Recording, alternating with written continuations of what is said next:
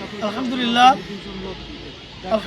রাব্বিল আলামিন ওয়াসসালাতু ওয়াসসালামু আলা সাইয়্যিদুল মুরসালিন ওয়া আলা আলিহি ওয়া সাহবিহি আজমাইন।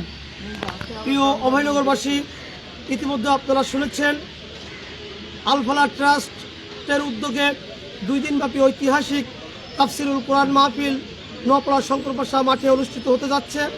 আজকে এই মাহফিলের প্রথম দিবসে প্রধান অতিথি হিসাবে উপস্থিত থাকবেন আমাদের অভয়নগরের কৃতি সন্তান, শিক্ষাবিদ, বাংলাদেশ জামাত ইসলামীর সাবেক উপজেলা আমির অধ্যক্ষ আব্দুল আজিজ, আল ফালাহ ট্রাস্ট প্রধান উপদেষ্টা, আল ফালাহ ট্রাস্ট।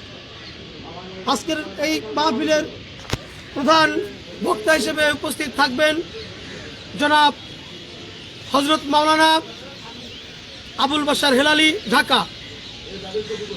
এছাড়াও অন্যান্য গণ্যমান্য ব্যক্তিবর্গ আজকের এই মাহফিলে উপস্থিত থাকবেন বিশেষ মেহমান হিসেবে। এছাড়াও আমাদের মাঝে অভয়নগর সহ বিভিন্ন স্থান থেকে আগত ওলামা একরাম উপস্থিত থেকে তাদের মূল্যবান আলোচনা পেশ করবেন। আমি সকলকে উদাত্ত আহ্বান জানাবো।